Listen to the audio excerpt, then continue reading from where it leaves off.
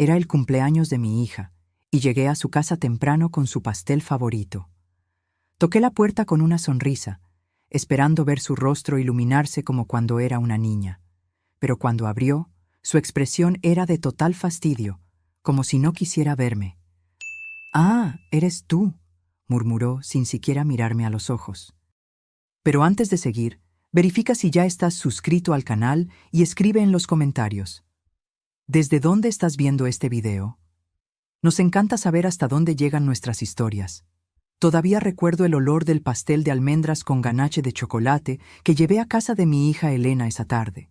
Era su 43 cumpleaños y yo había ahorrado 3 meses de mi jubilación para comprar esa pequeña obra de arte de la repostería francesa que tanto le gustaba.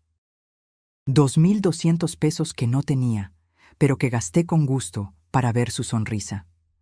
El taxi me dejó frente a la mansión que había ayudado a financiar 5 años atrás, una casa de 3 pisos en el mejor barrio de Puerto Vallarta, con vista al mar y piscina infinita.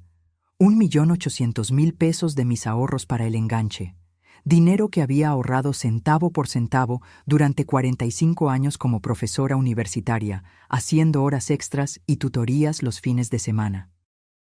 Me acomodé mi vestido turquesa, también nuevo para la ocasión, y toqué el timbre, equilibrando el pastel en una mano y sosteniendo en la otra un pequeño paquete plateado que contenía un collar de perlas que había pertenecido a mi madre.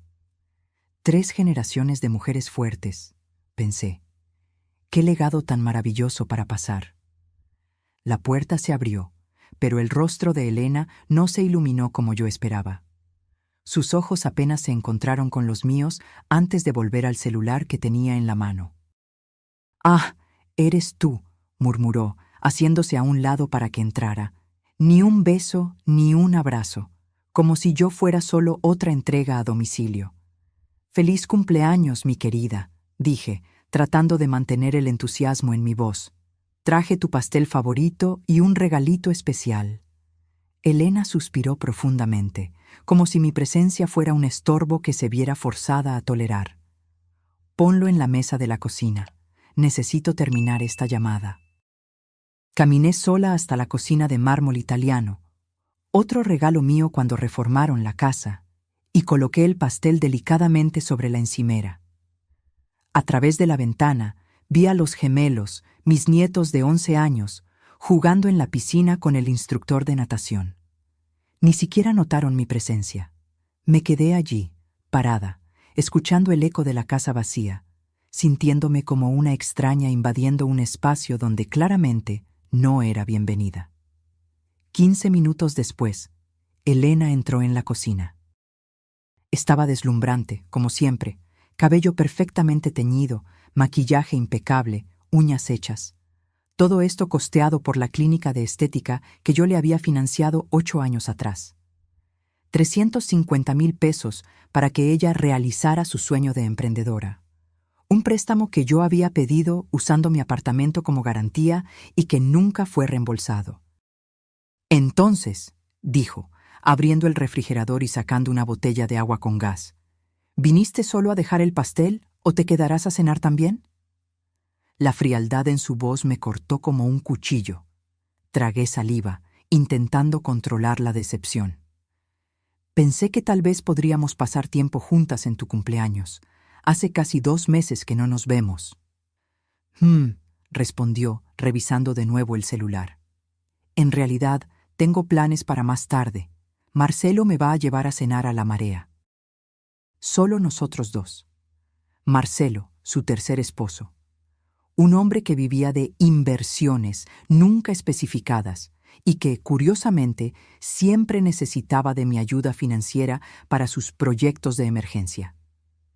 El último había sido hace solo 3 semanas. 60.000 pesos para un supuesto negocio de importación que no podía esperar. Dinero que yo había sacado de mis ahorros para tratamiento médico. «Entiendo», respondí, tratando de ocultar el dolor en mi voz. «¿Tal vez podamos almorzar mañana entonces?» Elena puso los ojos en blanco y finalmente me miró directamente. Su rostro estaba tenso, como si estuviera conteniendo algo que quería decir desde hacía mucho tiempo. Mamá, necesitamos hablar. Señaló los taburetes altos alrededor de la isla de la cocina. Siéntate. Obedecí, sintiendo un nudo formarse en mi estómago. Conocía ese tono. Era el mismo que usaba de niña antes de decir algo deliberadamente cruel para probar mis límites. He estado pensando mucho últimamente, comenzó, girando lentamente el vaso de agua entre los dedos. Sobre el cumpleaños, sobre la vida, sobre lo que realmente me haría feliz.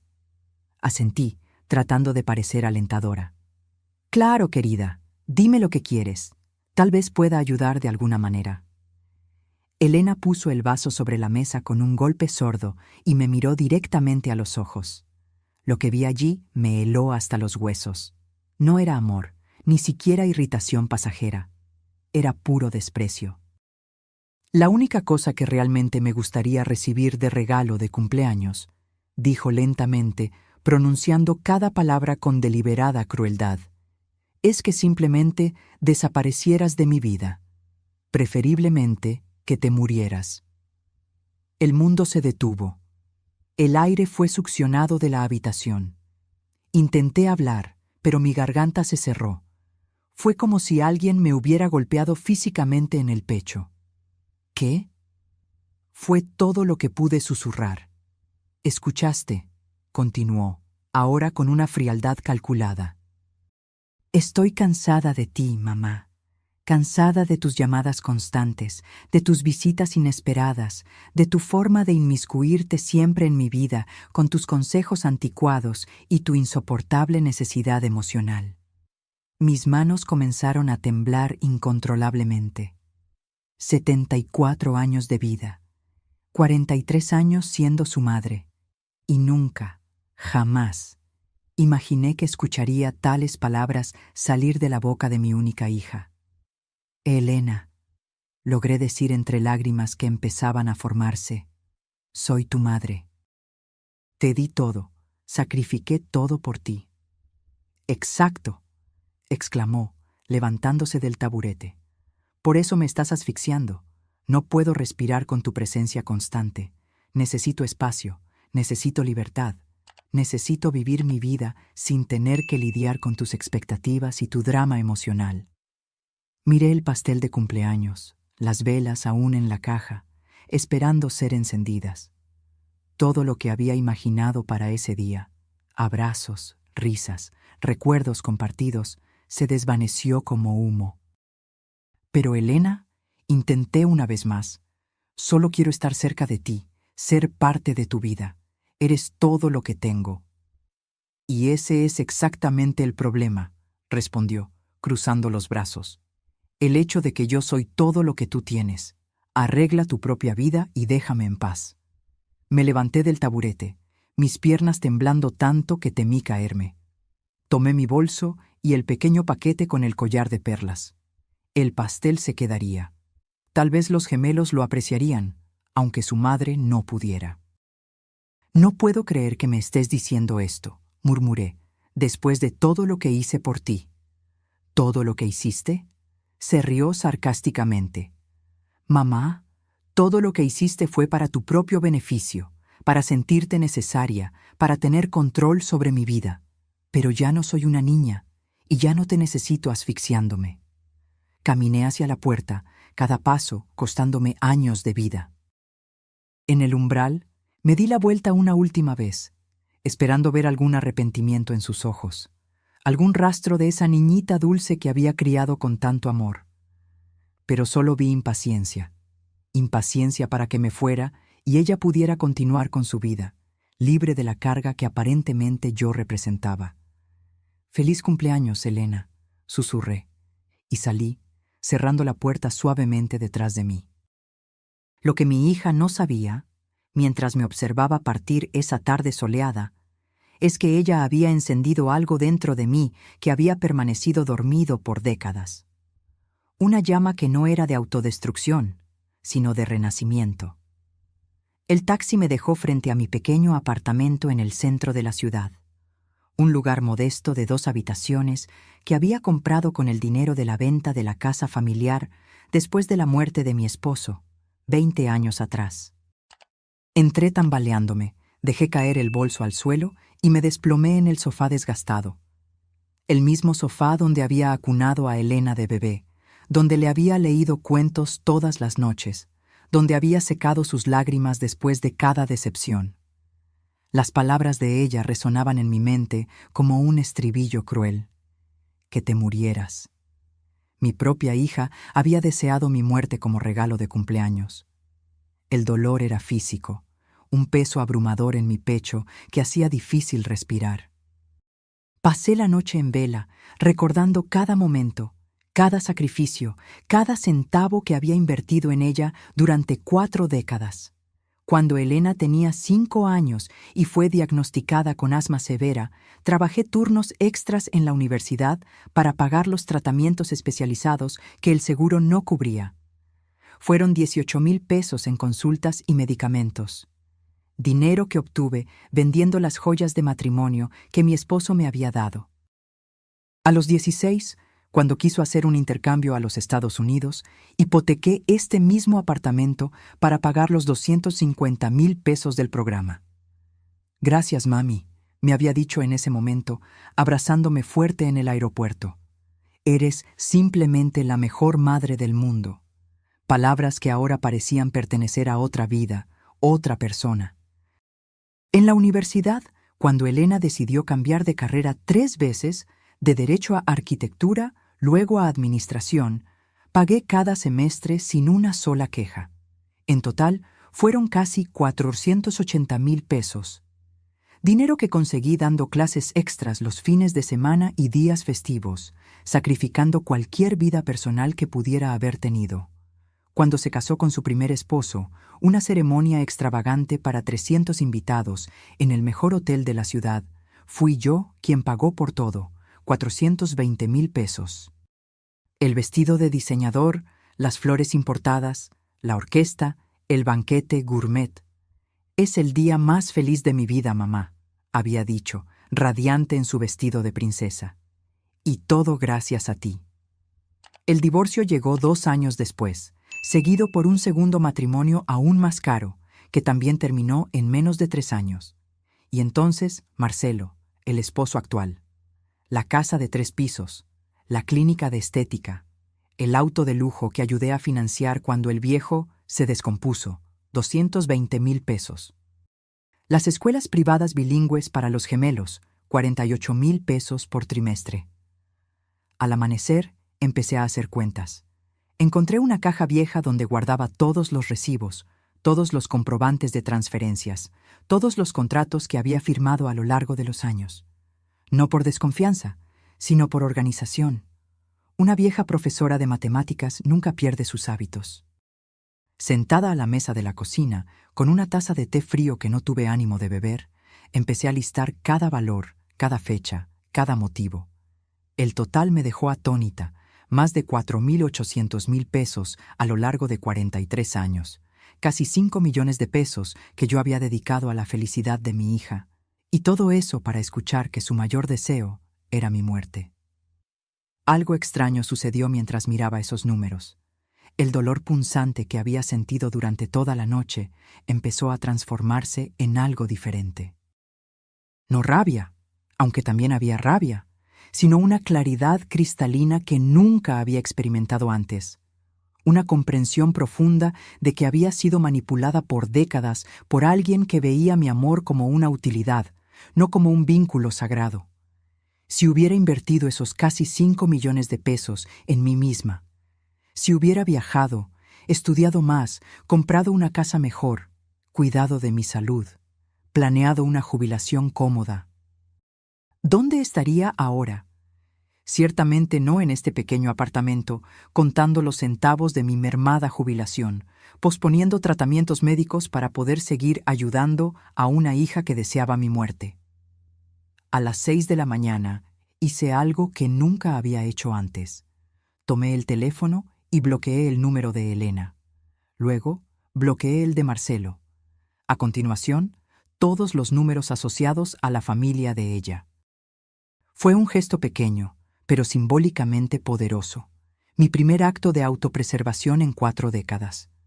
Tomé un baño largo, Me puse mis mejores ropas, un conjunto de pantalón y blazer que rara vez usaba para economizar, y salí de casa con un propósito definido que no involucraba a mi hija por primera vez en años. Primera parada, el banco. El mismo banco donde Elena y yo teníamos una cuenta conjunta para emergencias, en la cual yo depositaba regularmente pequeñas sumas para cualquier imprevisto que pudiera surgir en su vida.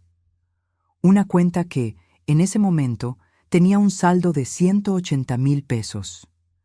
«Buenos días, doña Carmen», me saludó el gerente, señor Ortega, que me conocía desde hacía años.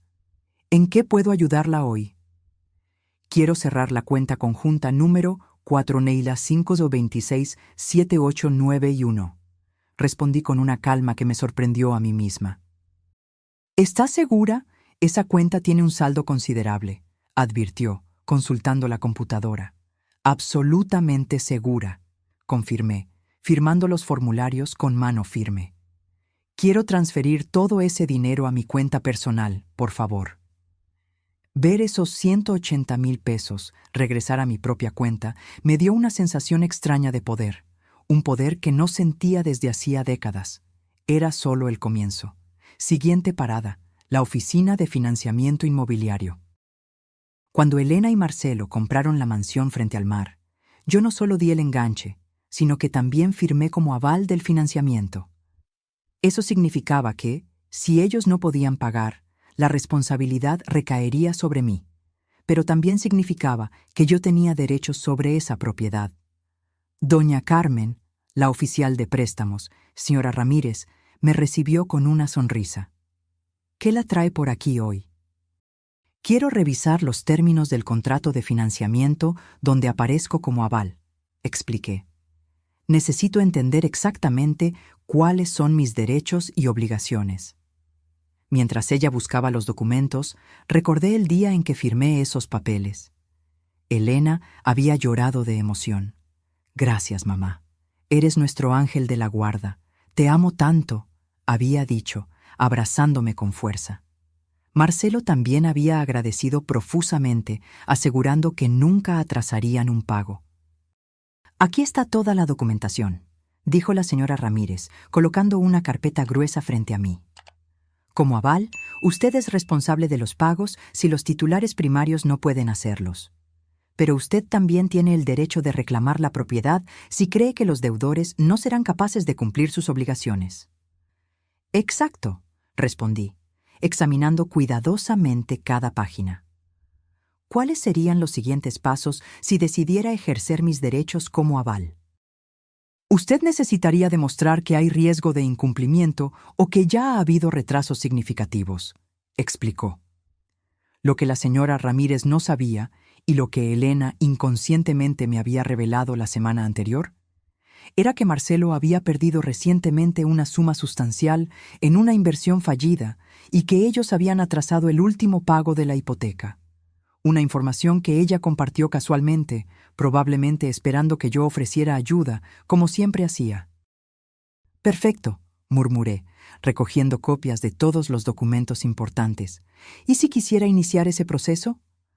La señora Ramírez me miró con curiosidad, pero mantuvo el profesionalismo. «Puedo agendar una reunión con nuestro departamento legal, si lo desea. Por favor, hágalo». Cuando salí de la oficina, sentí una ligereza extraña, como si estuviera flotando sobre las calientes aceras de la ciudad. Durante 43 años, había vivido para Elena. Había sacrificado mis propios sueños, mi dinero, mi tiempo, mi salud, todo para darle a ella la vida que siempre quiso. ¿Y el resultado? Ella deseaba mi muerte como regalo de cumpleaños. Mi siguiente parada fue un lugar que no visitaba desde hacía años, la agencia de viajes Horizontes Nuevos, especializada en nuevos comienzos para la tercera edad. Había guardado un folleto de ellos por años, soñando secretamente con posibilidades que siempre parecían fuera de mi alcance. «Buenas tardes», me saludó una joven asesora llamada Lucía. «¿Cómo puedo ayudarla?» «Vi su programa sobre jubilados en el extranjero», respondí, sentándome cómodamente en la silla frente a su escritorio. Me gustaría información completa sobre cómo una mujer de 74 años puede comenzar una nueva vida en España. Los días siguientes fueron una montaña rusa de emociones y preparativos secretos. Cada mañana me despertaba con una mezcla de dolor, determinación y algo que no sentía desde hacía mucho tiempo: esperanza. Era como si hubiera despertado de un largo trance donde vivía solo para satisfacer los caprichos de mi hija. Y ahora, finalmente, estaba viviendo para mí misma. El martes, mi teléfono sonó insistentemente. Era Elena. Ignoré la llamada. Me llamó 5 veces más, dejando mensajes cada vez más irritados.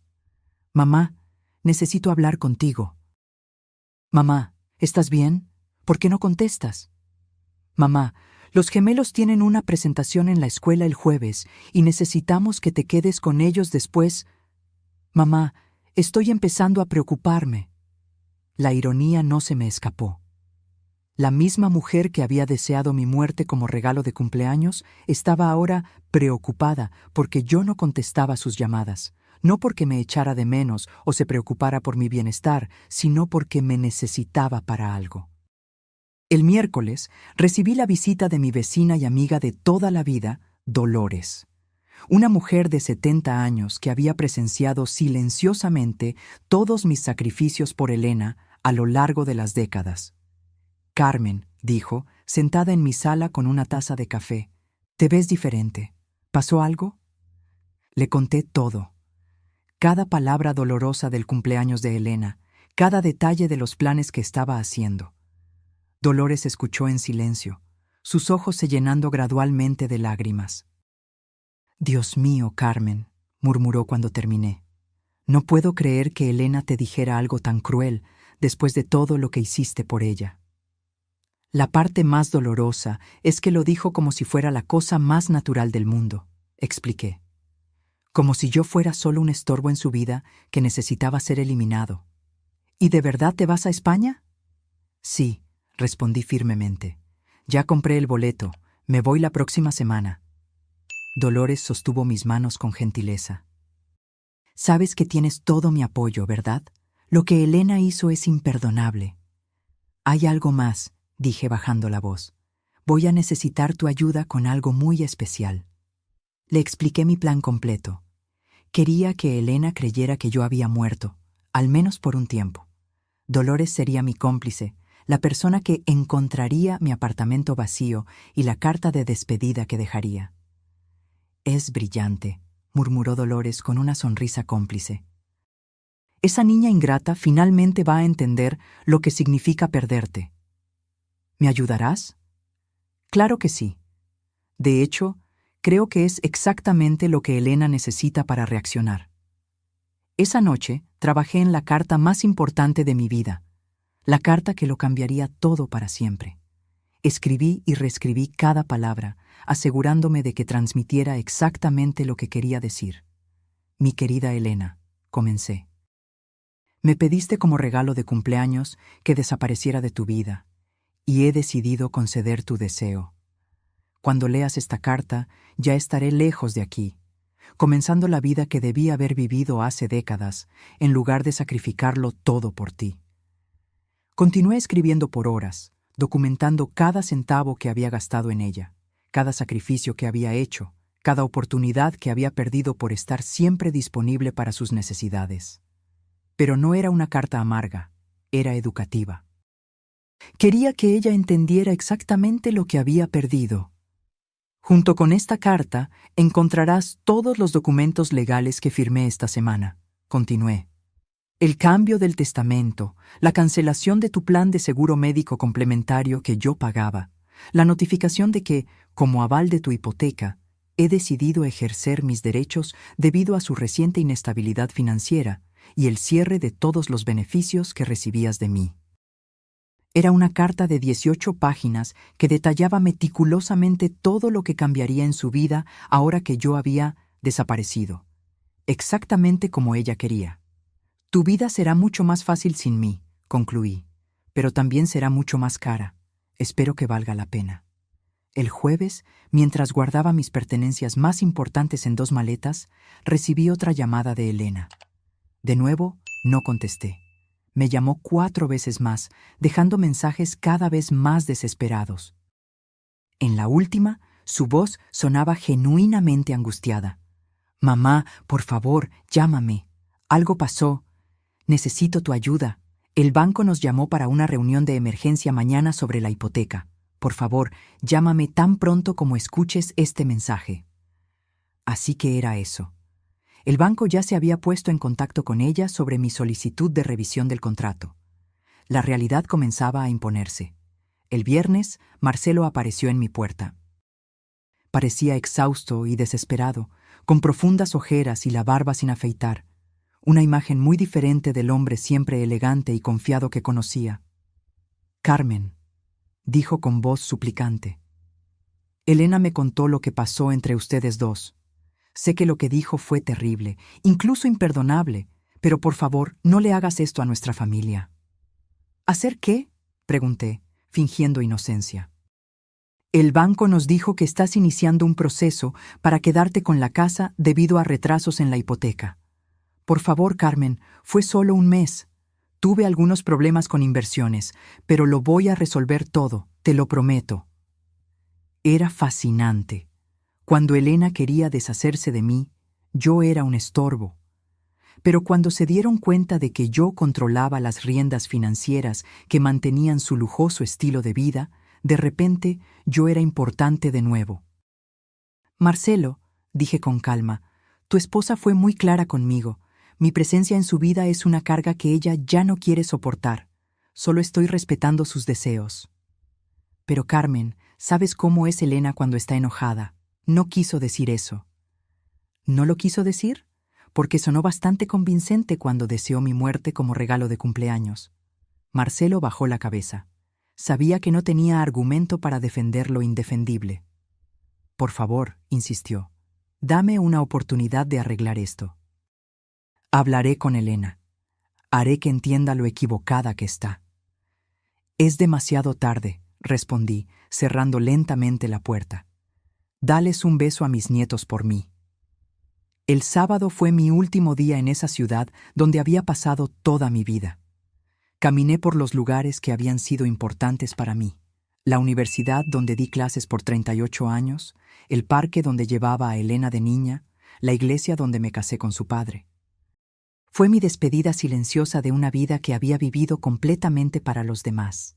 El domingo comenzaría una vida que, finalmente, viviría para mí misma. En la mañana del domingo, Dolores tocó a mi puerta como habíamos acordado. Trajo café fresco y una sonrisa cómplice que me llenó de energía. «¿Lista para tu gran escape?», preguntó, guiñándome un ojo. «Más que lista», respondí, llevando mis 2 maletas a la puerta. «¿Tienes las llaves de repuesto de mi apartamento?». «Aquí están», dijo ella, mostrando el conjunto de llaves que le había dado la noche anterior. «Y también tengo la carta para Elena y todos los documentos que vas a dejar». Habíamos planeado todo meticulosamente. Dolores esperaría hasta el martes para ir al apartamento de Elena y entregarle los documentos, fingiendo que había encontrado mi apartamento vacío y se había preocupado por mi desaparición. «Recuerda», le indiqué mientras esperábamos el taxi, «tienes que parecer genuinamente preocupada. Dile que no contesté el teléfono por 2 días, que tocó a mi puerta y no respondí, y que cuando usó las llaves de emergencia encontró el apartamento vacío y la carta». «No te preocupes, Carmen. Fui profesora de teatro aficionado por 20 años. Será la actuación de mi vida», aseguró Dolores con una sonrisa traviesa. El taxi llegó puntualmente a las 6 de la mañana. Mientras el conductor cargaba mis maletas, di una última mirada a mi apartamento. Había vivido allí por 15 años, pero extrañamente no sentía nostalgia. Era como si finalmente me estuviera liberando de una prisión que yo misma había construido. «¿Al aeropuerto?», preguntó el taxista. «Al aeropuerto», confirmé, y sentí como si esas 2 palabras marcaran el inicio de mi nueva existencia. El viaje en avión a Barcelona fue largo, pero tranquilo. Por primera vez en décadas, Nadie sabía dónde estaba.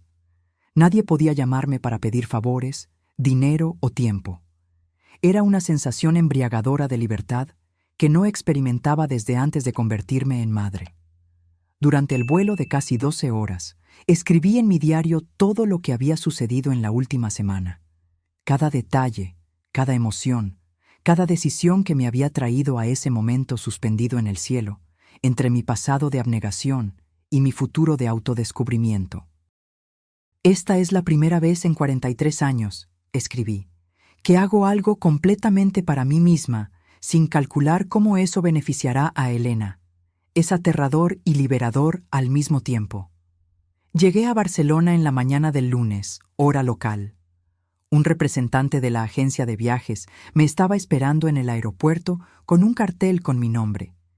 Era un hombre joven y amable llamado Miguel que hablaba español con un fuerte acento catalán. Señora Carmen, me saludó con una sonrisa genuina. Bienvenida a España. Espero que esté lista para una nueva aventura. Más que lista, respondí, y por primera vez en semanas mi sonrisa era completamente auténtica. Miguel me llevó a un pequeño pero encantador apartamento amueblado en el barrio gótico, que la agencia había alquilado por un mes mientras yo decidía si quería quedarme permanentemente. Era un tercer piso en un edificio centenario, con ventanas que daban a una plaza arbolada y balcones floridos en los edificios vecinos.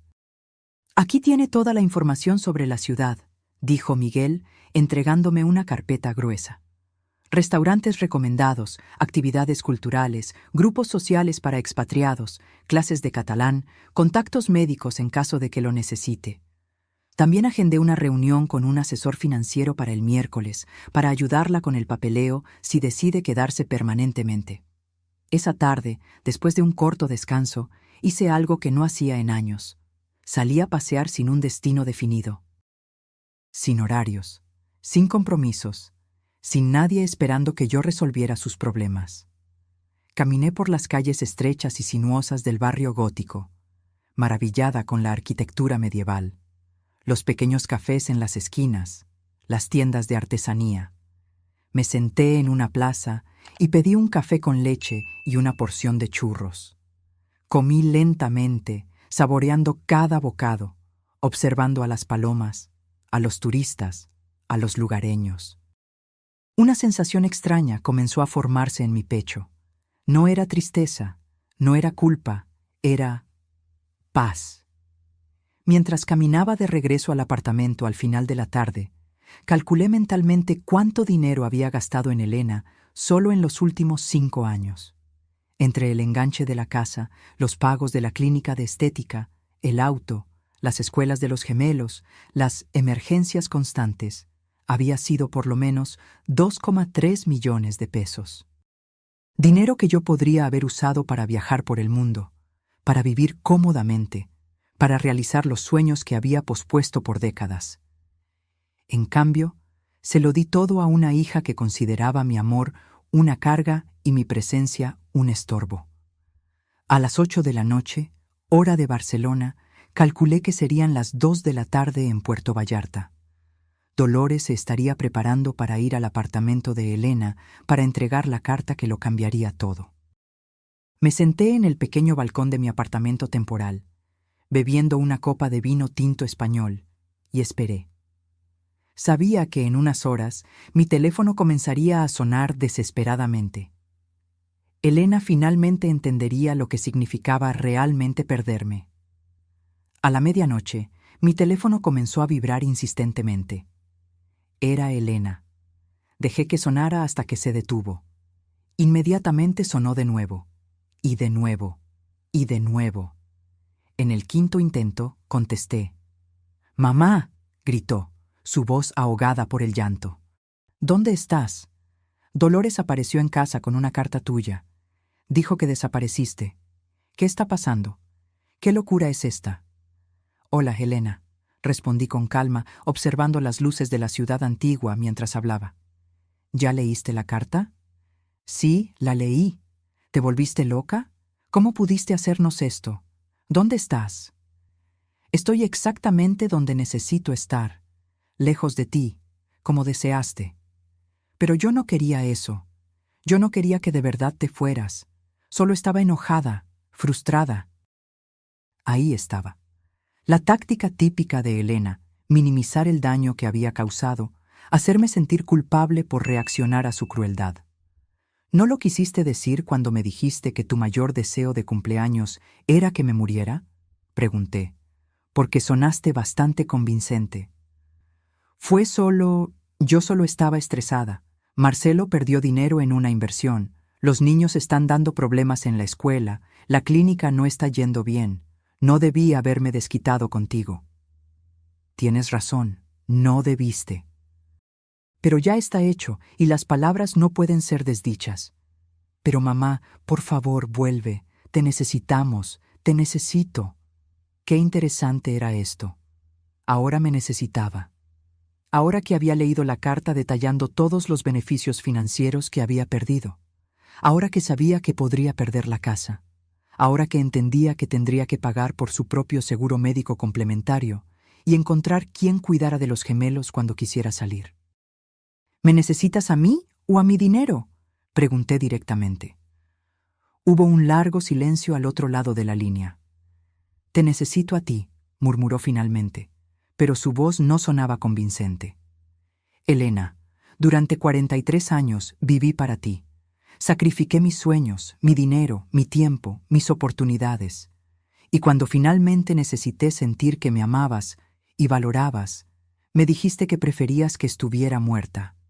Esas palabras me partieron el corazón de una manera que jamás podré reparar. Lo siento mucho, mamá. Lo siento mucho de verdad. Las disculpas no son suficientes, Elena. El daño está hecho. ¿Y sabes algo? Tal vez fue lo mejor que pudiste haberme dicho, porque finalmente me abrió los ojos y me hizo entender que he vivido toda mi vida de manera equivocada. ¿A qué te refieres? Me refiero a que por primera vez en décadas estoy viviendo para mí misma, y eso es maravilloso. ¿Dónde estás, mamá? Por favor, dime, imploró Elena, su voz ahogada por las lágrimas. Los gemelos están preguntando por la abuela. No entienden por qué desapareciste. Era fascinante cómo, ahora que yo no estaba disponible, mis nietos de repente me echaban de menos. Durante todos estos años, cuando yo cancelaba mis planes para cuidarlos, cuando les compraba regalos caros, cuando los llevaba al parque mientras Elena iba de compras, era solo lo que se esperaba de mí. Pero ahora que yo me había ido, mi ausencia se sentía. Los niños estarán bien, respondí, mirando las estrellas sobre Barcelona. Son resilientes. Lo que aprenderán es que las acciones tienen consecuencias y que las palabras dolorosas pueden destruir relaciones para siempre. Pero mamá, por favor, no puedes simplemente desaparecer así. ¿Y si algo te pasa? ¿Y si te enfermas? ¿Cómo vamos a saberlo? Ahora le preocupaba mi bienestar. Qué conveniente. Elena, en los últimos 3 años, tuve 2 episodios de presión alta que me llevaron al hospital. ¿Sabes cuántas veces me visitaste? Ninguna. Siempre tenías algo más importante que hacer. Eso no es verdad, protestó débilmente. Es verdad. La primera vez te llamé desde la sala de emergencias. Dijiste que no podías venir porque tenías una fiesta en casa de una amiga. La segunda vez era el cumpleaños de Marcelo y estabas celebrando. El silencio al otro lado de la línea confirmó que ella recordaba perfectamente cada ocasión. Yo pensé que no era serio, murmuró. Claro, porque mi salud nunca fue una prioridad para ti, pero mis cheques sí lo eran. No es sobre el dinero, gritó Elena. Es sobre ti. Te echo de menos, mamá. ¿Me echas de menos a mí o echas de menos tener a alguien disponible las 24 horas del día para resolver tus problemas? Colgué sin esperar una respuesta. El teléfono volvió a sonar, pero esta vez lo silencié por completo. Necesitaba paz para disfrutar mi primera noche de libertad en un nuevo país. Los días siguientes fueron un descubrimiento constante, no solo de Barcelona, sino de mí misma. Había partes de mi personalidad, intereses y deseos que se habían quedado dormidos por décadas mientras yo vivía en función de Elena. Ahora se despertaban, uno por uno, como flores después de una larga sequía. Descubrí que me encantaba la arquitectura gótica y podía pasar horas admirando los detalles de la Catedral de Barcelona. Me di cuenta de que tenía un talento natural para los idiomas y que el catalán, con sus similitudes al español, no era tan difícil como imaginaba. Redescubrí mi amor por las matemáticas, algo que había enseñado por años, pero que hacía mucho tiempo no practicaba por placer. El miércoles tuve mi reunión con el asesor financiero español. Era un hombre mayor llamado señor Ferrer, que me ayudó a entender todas mis opciones para la residencia permanente en España. Con sus ahorros actuales y su jubilación mexicana, explicó, usted puede vivir cómodamente aquí por muchos años. España tiene excelentes programas de salud para jubilados extranjeros y la calidad de vida en Barcelona es excepcional. Por primera vez en años, hablé abiertamente sobre mis finanzas sin preocuparme por ahorrar dinero para las emergencias de Elena. Era liberador calcular mis gastos basados únicamente en mis propias necesidades y deseos. Usted también puede invertir parte de sus ahorros aquí en España, continuó el señor Ferrer.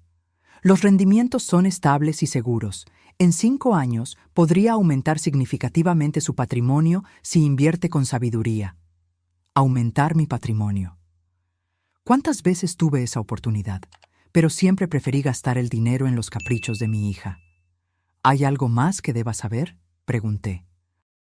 Tenemos muchos clientes en situaciones similares a la suya, añadió el asesor con una sonrisa comprensiva.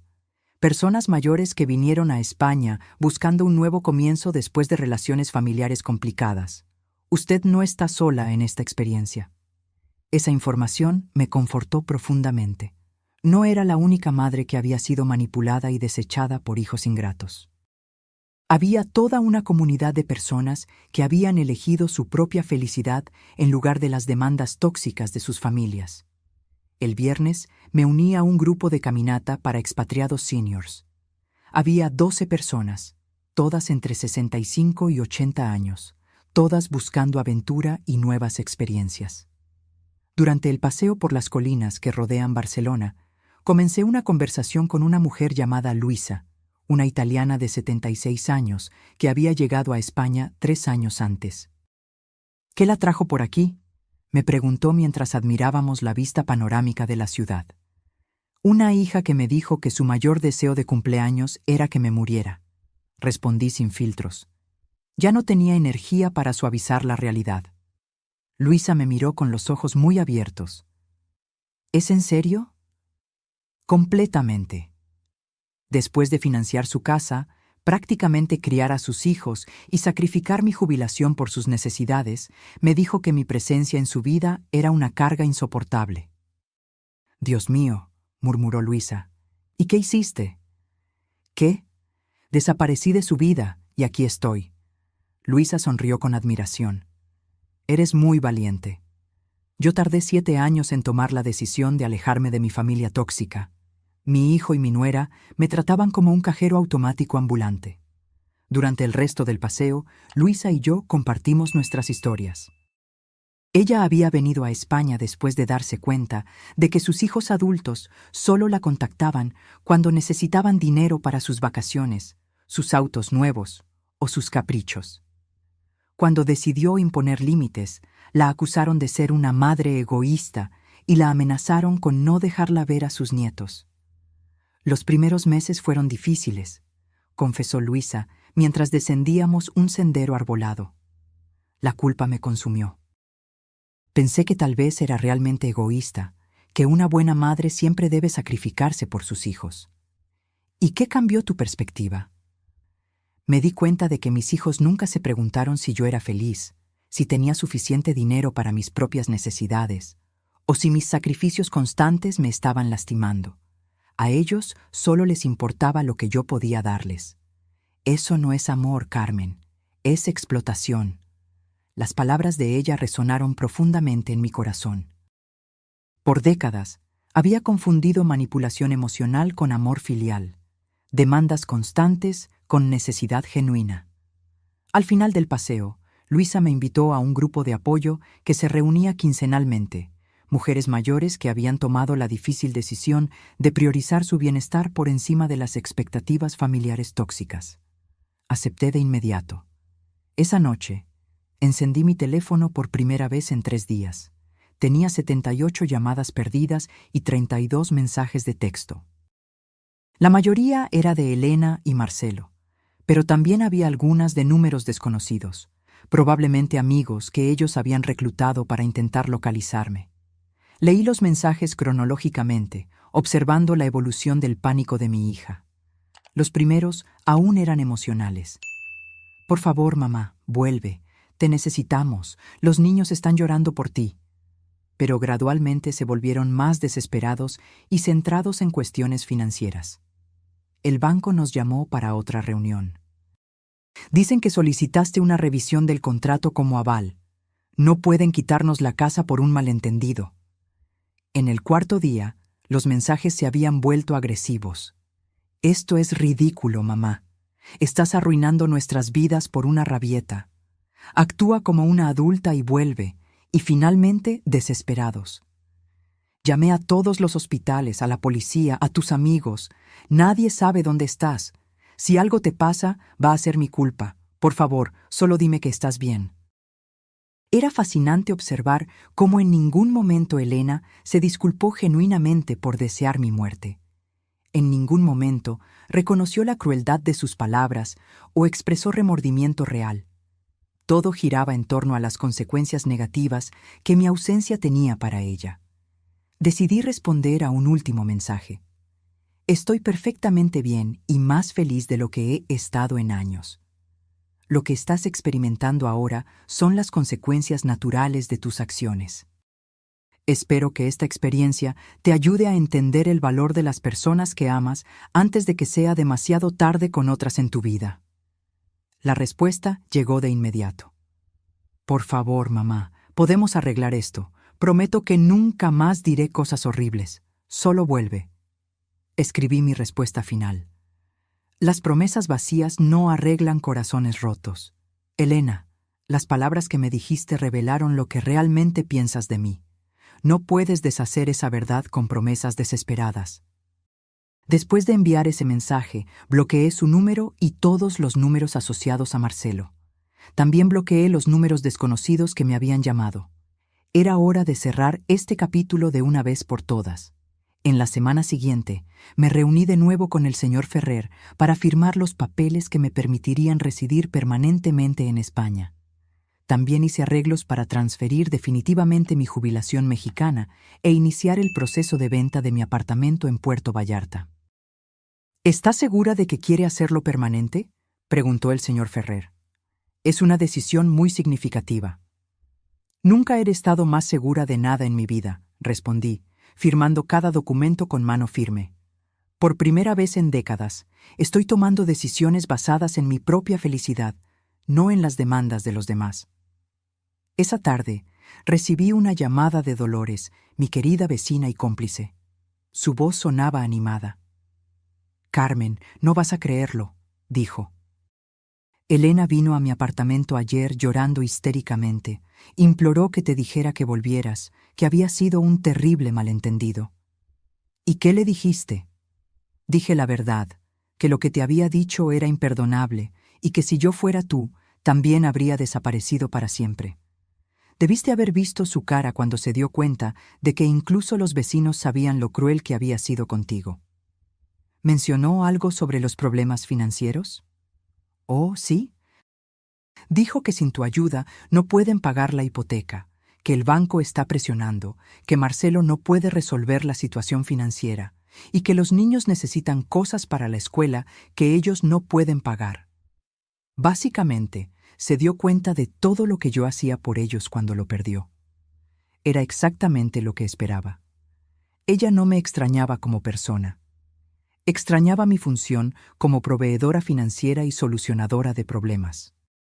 «Dolores», le pedí, «cuando alguien pregunte por mí, especialmente Elena, quiero que digas que estoy muerta para ellos, porque en cierto modo es verdad. La Carmen que constantemente se sacrificaba por una hija ingrata, realmente murió en su cumpleaños. Lo entiendo perfectamente, respondió Dolores. ¿Y sabes algo? Creo que es la mejor muerte que pudiste haber elegido.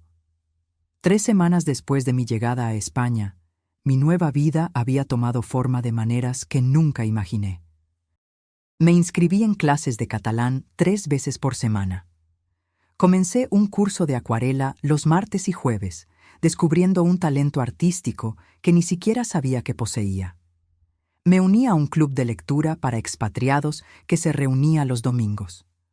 Por primera vez en décadas, mi agenda estaba repleta de actividades que yo había elegido. Actividades que me proporcionaban placer y crecimiento personal, no obligaciones impuestas por las necesidades de los demás. Pero la transformación más sorprendente era financiera.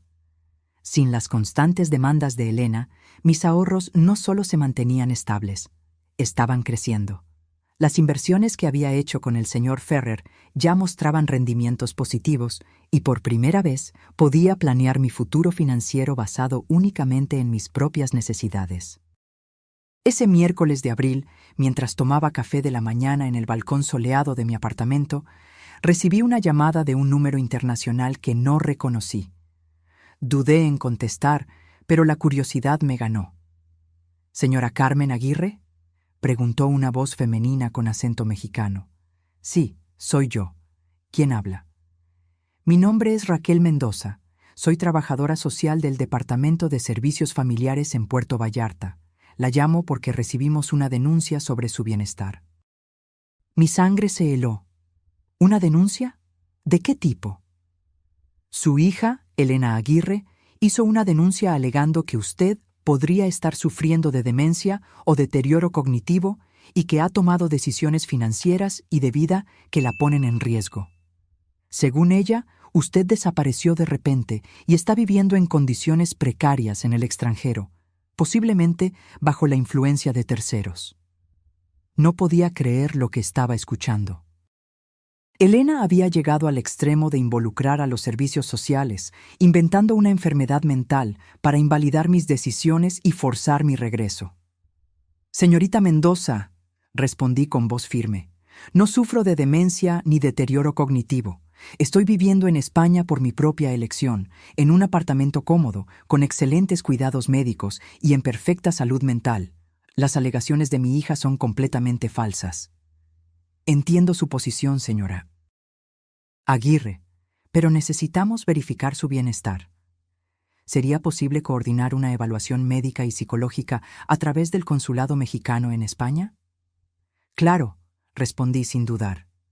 Estoy dispuesta a someterme a cualquier evaluación que demuestre que estoy en perfecta salud mental y que mis decisiones fueron tomadas con total lucidez. Después de coordinar los detalles para la evaluación, colgué el teléfono, sintiendo una mezcla de rabia y descreimiento. Elena había cruzado una línea sin retorno. No solo había deseado mi muerte, sino que ahora intentaba destruir mi credibilidad mental para recuperar el control sobre mi dinero y mi vida. Inmediatamente llamé a mi abogado en México, señor Vargas, que me había ayudado con todos los trámites legales antes de mi partida. Carmen me saludó con preocupación. Me alegro de escuchar su voz. Tuve una semana muy interesante con su hija. Me imagino. Acabo de hablar con los servicios sociales. Elena me está acusando de tener demencia. Eso no es todo, suspiró el señor Vargas. También contrató a otro abogado para intentar impugnar todos los cambios legales que usted hizo antes de partir. Está alegando que usted no estaba en su sano juicio cuando los firmó. ¿Puede hacer eso? Puede intentarlo, pero no tiene una base legal sólida. Tengo grabaciones de todas nuestras conversaciones, donde usted claramente demuestra total lucidez. Además, el hecho de que planeó meticulosamente su partida y está viviendo independientemente en España contradice cualquier alegación de deterioro cognitivo. ¿Qué más está haciendo? Intentó tener acceso a sus cuentas bancarias, alegando preocupación por su bienestar. También quería interrumpir el proceso de reclamación de la casa, pero como todo está legalmente respaldado y ella misma firmó documentos reconociendo problemas financieros recientes, no tiene argumentos válidos. Era increíble hasta dónde estaba dispuesta a llegar Elena para recuperar los beneficios financieros que había perdido. Señor Vargas, quiero que prepare una demanda por difamación contra mi hija. Las falsas alegaciones de ella sobre mi estado mental pueden afectar mi reputación y mis derechos legales. Será un placer, respondió con satisfacción. Después de ver cómo la trató, creo que es hora de que se enfrente a las consecuencias legales de sus acciones. 2 días después, comparecí en el Consulado Mexicano en Barcelona para las evaluaciones médicas y psicológicas. El médico designado, Dr. Torres, era un hombre experimentado que inmediatamente comprendió la situación. Señora Aguirre, me dijo después de una exhaustiva evaluación de 3 horas, no solo está en perfecta salud mental, sino que las decisiones que ha tomado demuestran una lucidez y valentía admirables. Su hija está claramente intentando manipular el sistema legal para recuperar beneficios financieros. ¿Eso será documentado oficialmente? Absolutamente. Enviaré un informe detallado a los servicios sociales explicando que las alegaciones son infundadas y que usted está viviendo una vida independiente y saludable en España. Esa misma tarde, recibí una llamada de la trabajadora social. Señora Aguirre, recibimos el informe médico del consulado. Es evidente que las alegaciones de su hija no tienen fundamento. Vamos a cerrar el caso y notificar a Elena de que sus quejas han sido consideradas infundadas. Gracias, respondí. ¿Esto quedará registrado de alguna manera? Sí, se documentará que ella hizo una denuncia falsa sobre el bienestar de un familiar, lo que puede tener implicaciones legales si se repite. Perfecto. Elena no solo fracasó en su intento de invalidar mis decisiones, sino que ahora tenía un registro oficial de haber hecho denuncias falsas. Esa noche, decidí hacer algo que había pospuesto. Escribir un relato detallado de mi experiencia, no para Elena, sino para otras mujeres que pudieran estar viviendo situaciones similares de manipulación y abuso emocional por hijos adultos. Escribí durante 4 horas, documentando cada sacrificio que había hecho, cada manipulación que había sufrido y cada paso que había dado para reivindicar mi dignidad y mi vida. Titulé el texto Cuando el amor materno se convierte en autodestrucción. Mi historia de liberación a los 74 años.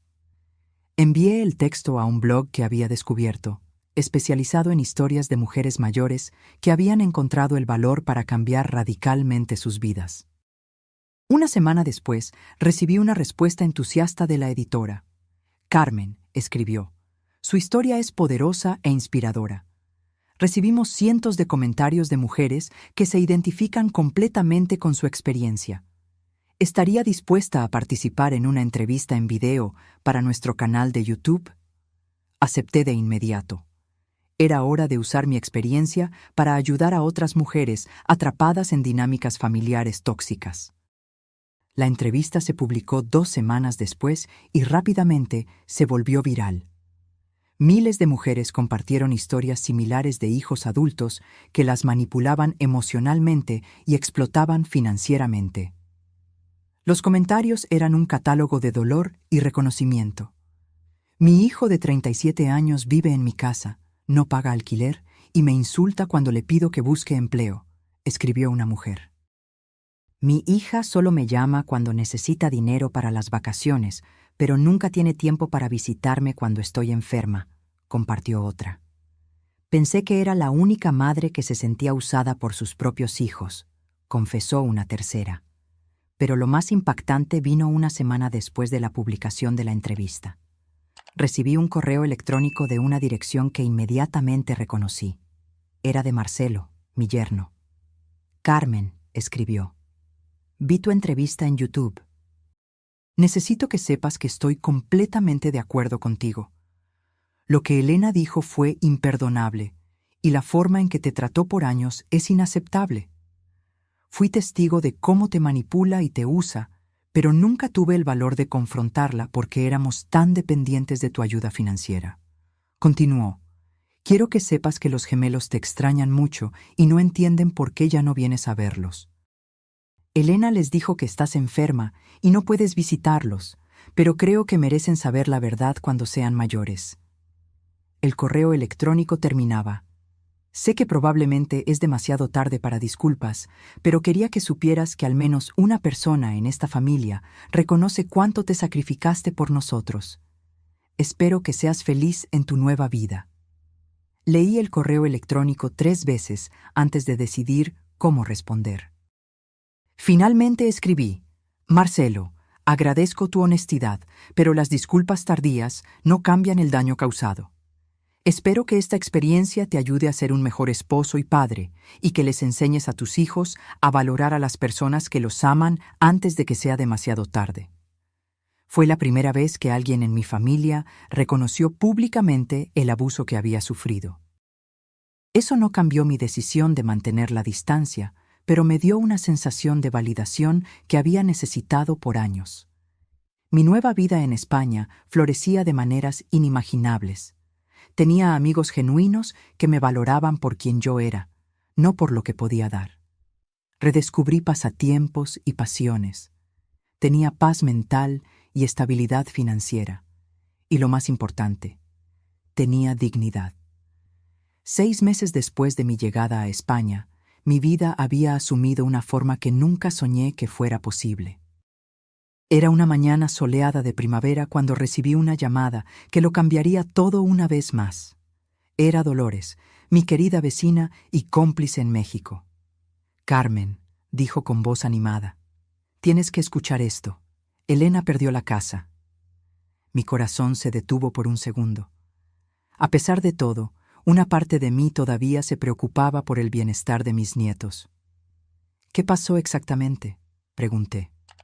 «El banco ejecutó la hipoteca la semana pasada. Marcelo no pudo recuperar el dinero que perdió. Se atrasaron en 3 pagos más, y como tú eres la aval y ejerciste tus derechos legales, el banco procedió con la ejecución. Elena vino a mí ayer llorando desesperadamente». «¿Y los niños?». «Están bien. Se mudaron a un apartamento pequeño al otro lado de la ciudad. Marcelo finalmente consiguió un trabajo estable en una empresa de turismo, ganando mucho menos que antes, pero al menos es algo seguro. Elena también tuvo que volver a trabajar en la clínica, no como propietaria, sino como empleada. Era extraña la mezcla de sentimientos que experimenté. No sentía alegría por su sufrimiento, sino una profunda satisfacción de justicia. Por primera vez en sus vidas, Elena y Marcelo estaban viviendo con las consecuencias reales de sus decisiones, sin tener a alguien para rescatarlos. «Hay algo más», continuó Dolores. «Elena me preguntó si yo sabía cómo contactarte.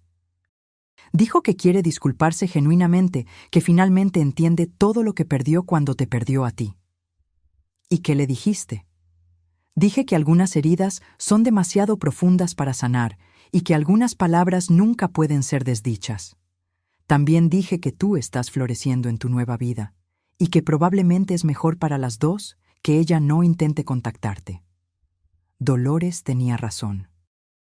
A lo largo de estos 6 meses, yo había construido una paz interior que no quería arriesgar por promesas vacías de una hija que repetidamente demostró que solo me valoraba cuando me necesitaba. Esa tarde recibí una llamada inesperada del señor Vargas. «Carmen, tengo noticias interesantes», dijo. «La casa de Elena fue vendida por el banco y como usted era la aval, tiene derecho a recuperar su inversión inicial de 1.8 millones de pesos más los intereses acumulados». «¿Cuánto es eso en total?». 2.1 millones de pesos.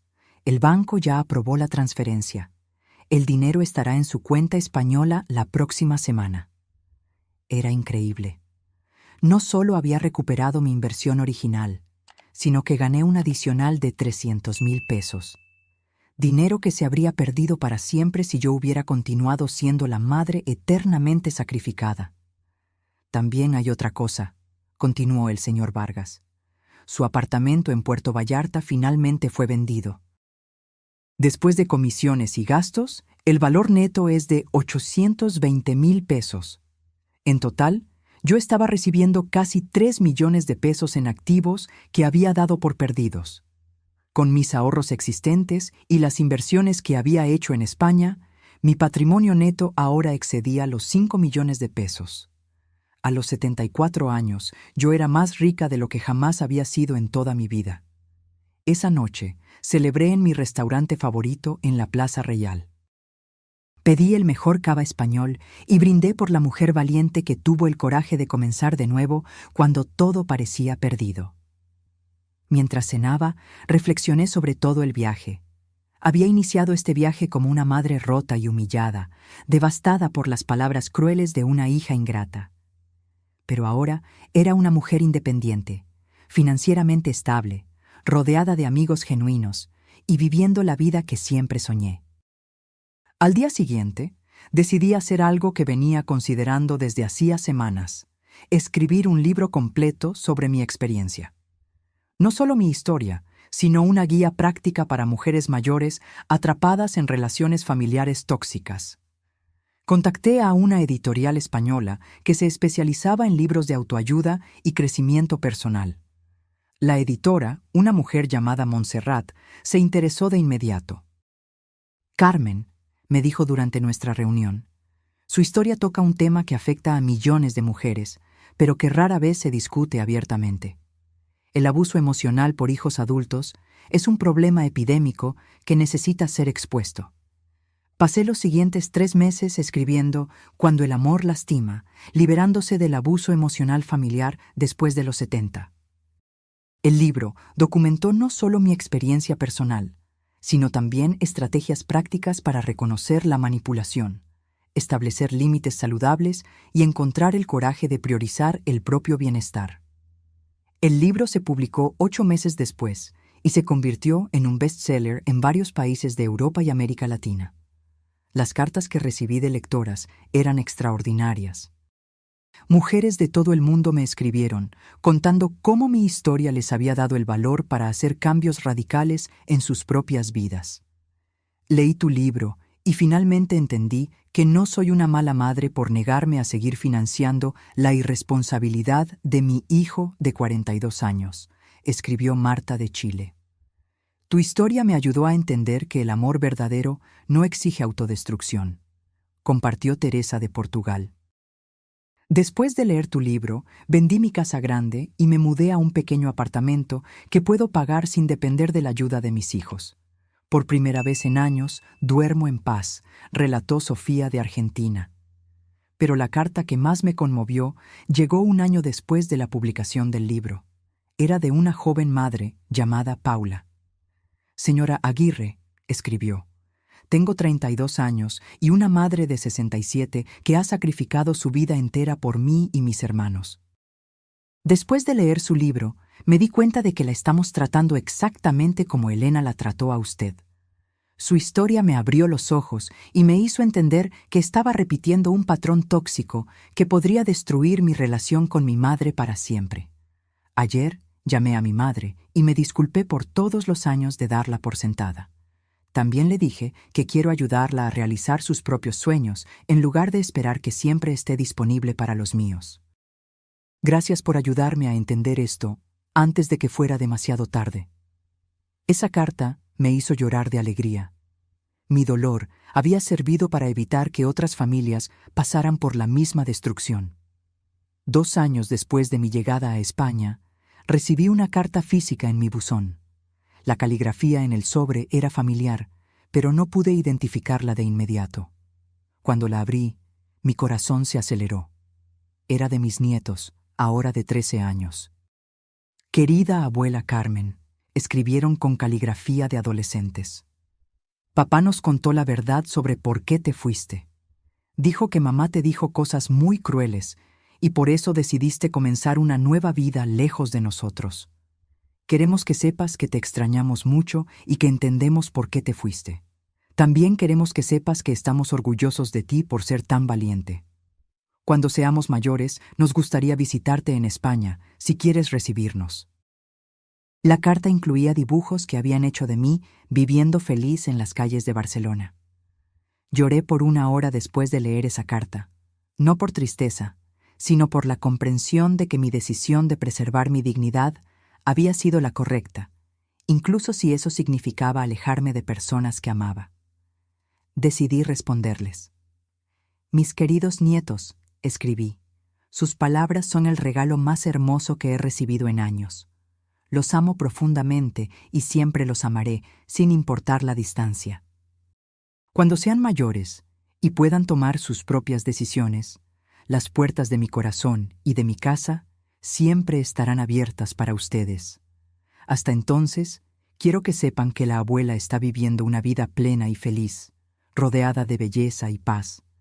Guarden ese amor que sienten por mí, pero también aprendan de esta experiencia. Las palabras tienen el poder de construir o destruir, y las relaciones se basan en el respeto mutuo, no en el sacrificio unilateral. Los amo con todo mi corazón. Hoy, 3 años después de ese terrible cumpleaños que cambió mi vida para siempre, estoy sentada en el balcón de mi nuevo apartamento en Barcelona, que compré con mi propio dinero, contemplando el mar Mediterráneo mientras escribo las últimas líneas de mi historia. Tengo 77 años, un patrimonio de más de 6 millones de pesos, un libro bestseller traducido a 8 idiomas, amigos queridos de todo el mundo y una paz interior que jamás pensé que volvería a experimentar. Elena me pidió como regalo de cumpleaños que desapareciera de su vida. Le concedí ese deseo de la manera más extraordinaria posible. Lo que ella nunca calculó fue que, al perderme, no solo perdió a una madre que la amaba incondicionalmente, sino también a la persona que mantenía su mundo financiero estable por décadas. La semana pasada recibí un correo electrónico de Elena, el primer contacto directo después de 3 años. Mamá, escribió, leí tu libro. Nunca imaginé cuánto te lastimé, cuánto te sacrificaste por mí, cuánto te di por sentada durante toda mi vida. No estoy pidiendo que vuelvas o que me perdones. Solo quiero que sepas que finalmente entendí lo que intentaste enseñarme, aunque de la manera más difícil. Espero que seas feliz en tu nueva vida, porque te mereces toda la felicidad del mundo. No respondí al correo electrónico. Algunos puentes, una vez quemados, no pueden ser reconstruidos. Pero guardé sus palabras en el corazón, no como una victoria, sino como confirmación de que todo dolor puede, eventualmente, transformarse en sabiduría. Mi desaparición fue mi regalo para ella. Mi nueva vida fue mi regalo para mí. Y valió cada lágrima, cada sacrificio, cada momento de dolor que me trajo hasta aquí. Porque a veces la única manera de salvarse es tener el valor de perderse por completo para renacer como la persona que siempre se estuvo destinada a ser. Ahora, si te gustó esta historia, haz clic en este próximo video que está apareciendo en la pantalla, porque en él hay una historia de traición y giro como nunca antes habías visto.